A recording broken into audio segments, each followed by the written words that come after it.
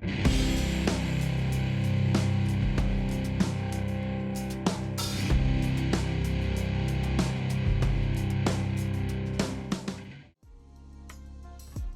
everyone, Triple Dice here, and today I'm going to show you my guide for a level 29 Dagger Rogue Twink.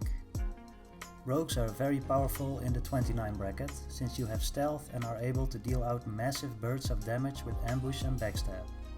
If you're up against a poorly geared player, or someone who isn't twinked out, you might even one-shot them with ambush. Rogues also have Vanish, Sprint and Evasion, which, depending on the situation, can be used for both offense and defense. If you've gotten yourself into a fight you can't seem to win, just vanish and sprint away. If you're interested in twinking but aren't sure what class to pick, I suggest you try the rogue first. You won't regret it, and it doesn't cost too much gold since the weapons we need are very cheap, unlike the weapons from the level 19 bracket. Speaking of weapons, let's get into the gear section.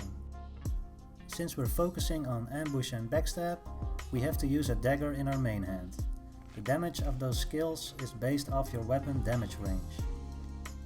At level 29, the daggers with the highest damage range are the Claw of the Shadowmancer and the Toxic Revenger.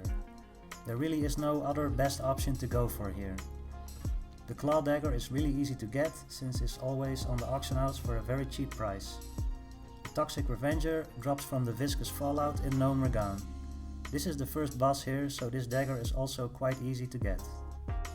Both of these daggers have special procs, and I would say it's personal preference which one you will wield in your main hand. The Claw is better for single target DPS, and the Toxic Revenger is very nice against other rogues, since it can give a nature damage over time effect, which prevents them from re-stealthing. Most rogues go with the Claw since it's the easier one to get. I myself went with the Toxic Revenger because I like the dot effect.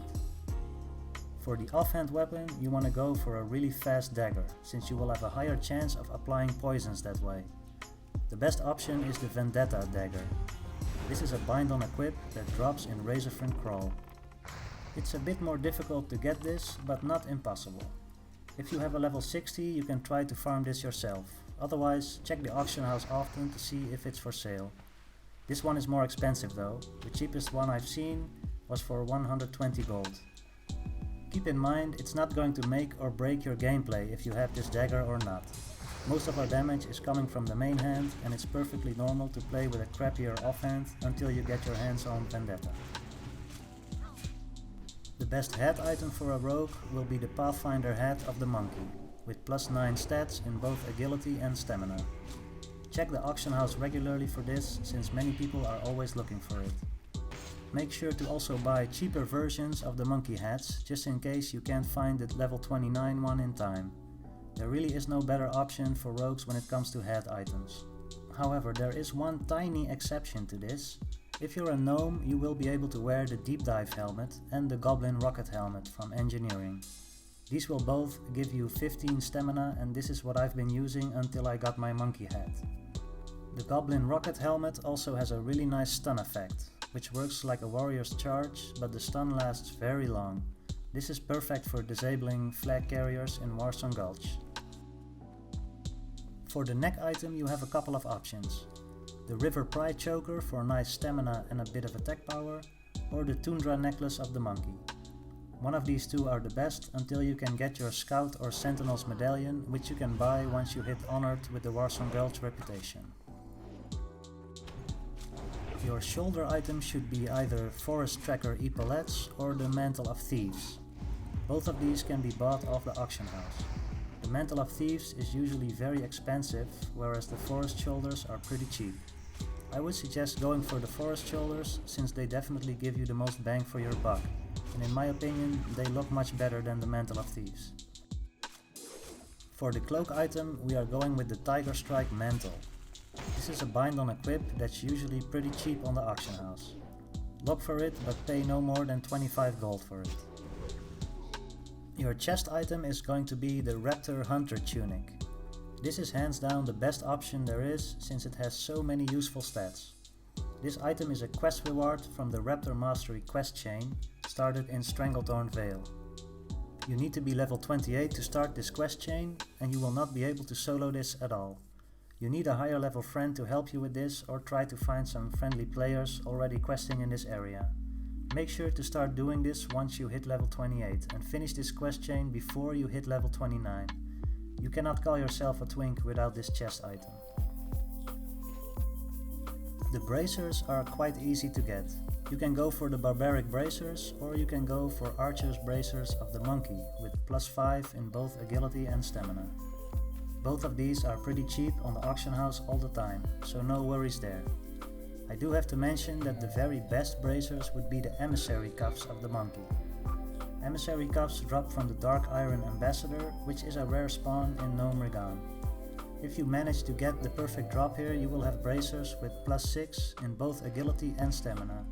But the chances of getting this are extremely low. In my opinion, not worth the hassle for the minor increase in stats. For the gloves, we have another quest reward. Once you hit level 29, you can pick up a quest called Load Lightning in the Shimmering Flats. This is a pretty time-consuming quest chain, but it is definitely worth it, so make sure to start this as soon as you hit level 29. The first part of this quest chain is easily soloable, but the part where you need to open a chest in Stranglethorn Vale is definitely not. You need to kill a level 38 goblin for the key, and this is near impossible on a 29 rogue. Ask someone nearby to help you and be done with this. The other parts of this quest chain can be done alone without a problem. You might die a few times since you need to pick up an item in Dustwallow March, but it won't take long. When you're done with the quest chain, you will receive Razorix Racing Grips. There are no better gloves for the rogue on this level, so make sure to get this, and also make sure not to get accidental experience points, since this quest chain will give you almost half a level of experience. The belt item you want is the leather girdle from the Arathi Bazin Reputation vendor. You need to be honored for this, so until you have this, you should go for the Ghostwalker belt of the monkey, with +7 in both agility and stamina. For the legs, we are going for the Trip Runner dungarees. You will get these from a quest you can start at level 25. The Horde version is called Rig Wars and can be picked up in Orgrimmar, and the Alliance version is called the Grand Betrayal and can be picked up in Ironforge. This quest requires you to slay the last boss in Gnome Regan. Get a high level to help you with this and claim your sweet +18 agility legs. The boots we need are the leather boots from reaching Revered Reputation with your Arathi Bazin faction. This will be quite a grind, so in the meantime you can use Headhunter's Slippers of the Monkey with +7 in both agility and stamina, or the Insignia boots with +8 agility and +4 stamina. One of these should always be available on the auction house and will not cost you too much. The ring items should both be Tundra Ring of the Monkey with +5 in both agility and stamina. Check your auction house often for these. They might be a pain in the ass to get, so feel free to settle for a ring with +4 stats instead of +5. Once you hit Honored with your Warsong Gulch faction, you can switch these out for the Legionnaire's Band or the Protector's Band. As for the ranged weapon slot, we can go for two options here. The best option would be the Nightstalker bow, since it gives +3 agility. This drops from a rare mob in Razorfen Crawl, so it can be quite difficult to get. The cheaper version of this bow would be the Ranger bow. This is always available on the auction house for a very cheap price and gives you 1 agility instead. I wish I had the time to farm this Nightstalker bow myself, but I'm stuck with the Ranger bow for now. Now that we've discussed the gear parts, let's talk about the enchants. For the main hand weapon, I went with Superior Striking. This greatly increases the damage you deal with your ambush and backstabs. Other options would be +15 agility or Crusader. Crusader gives you a chance to heal a bit and increase your strength by 100. For a rogue, this will give you 100 attack power, so that's an increase in damage as well. But keep in mind, warriors, druids, paladins and shamans will all get 200 attack power from the same enchant. So as a rogue, it's not being used to the full benefit, and that just feels wrong to me. I will never have Crusader on my rogue twink. The +15 agility enchant gives you some steady attack power and crit chance, which is very nice, but not as nice as +5 damage from Superior Striking. My advice would definitely be to go for striking on your main hand and 15 agility for your offhand. For the head and leg item, you want to go for the 100 hit points or 8 agility enchants. You're going to need a high level player enchanting this for you, and this will be quite costly. I went for the 100 hit points myself since I want to be able to survive, but going for the agility is going to make your ambushes and backstabs hit even harder. There will be a link in the video description to show you how to get these enchants. My server is pretty busy and luckily there are many people selling these for about 100 gold apiece. The cloak enchant is very cheap. If you want to go for the most damage, go for the +3 agility enchant. The other option would be the +5 all resist. I went for the resist myself since I'm a gnome and I already have 10 arcane resistance. This enchant will bring that up to 15 and that might help me resist a few polymorphs. For the chest enchant, you can go for +4 all stats or +100 HP. +4 all stats is very expensive, so you can also go for the +3 all stats until you have enough money. I myself went with the 100 HP for now, since I'm still playing too aggressively and I need to die less often. In the end, I will definitely have +4 all stats on my chest. The bracer enchant is going to be superior stamina. This will give you 9 stamina. There is nothing better at the moment. If you want to go full damage, you can go for the 9 strength, but this will just give you 9 attack power. 9 stamina seems to be way more effective to me. For the gloves, we definitely want the greater agility enchant. This will give you +7 agility. This enchant is very cheap as well. Lastly, we have the boots enchant. Until you get the Aratibazin reputation boots, you should definitely take the movement speed enchant. This will give you 8% movement speed increase, and almost every twink will have this, so you need this to keep up with them. Once you get your Aratibazin boots, you should enchant those with +7 agility, since the 8% movement speed bonus is already integrated in those boots. Now that we've discussed the gear and enchants, let's take a look at the talents. When playing a dagger rogue, I'd say there are 2 ways to go when it comes to talents. Both are mixes of the combat and the subtlety tree.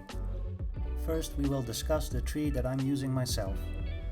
Opportunity from the subtlety tree is a must-have for both specs. A flat 20% damage increase on your main abilities is something you just cannot skip.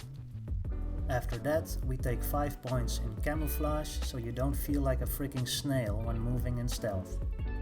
The last 2 points will then go into improved ambush to give ambush a 30% increased critical strike chance. Now we have 8 points left over and they will all go into the combat spec.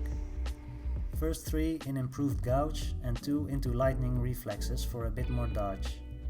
You can go for improved sinister strike if you want, but I don't ever want to use sinister strike since we are dagger rogues and we have backstab.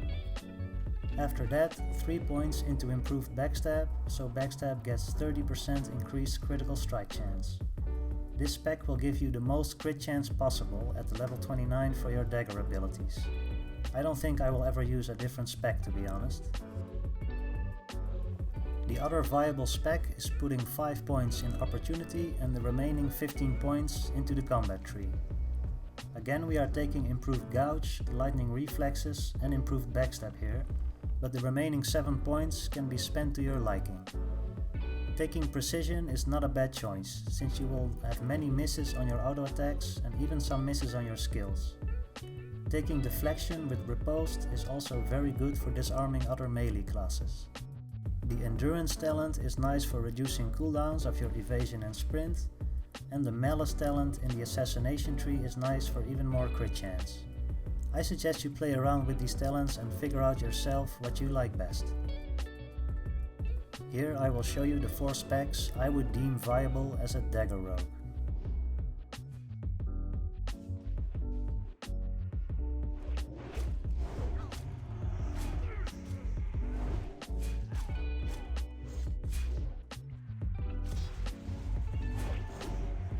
For professions, I would definitely suggest engineering for the stun bombs, and don't forget to take cooking as well to be able to make your own thistle teas.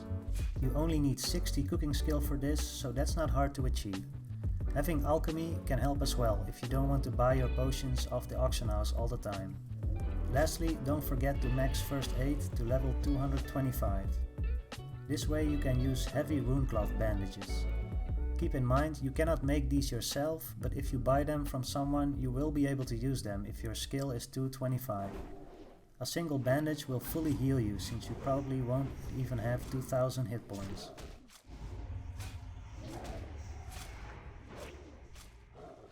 Okay everyone, that's it for this video. I will be uploading more Rogue Battlegrounds in the future, so make sure to keep an eye out for those. If you enjoyed this video, please leave a like, and if you want to see more Twink content, feel free to subscribe to my channel. It would be greatly appreciated. Have a nice day everyone, and stab you later.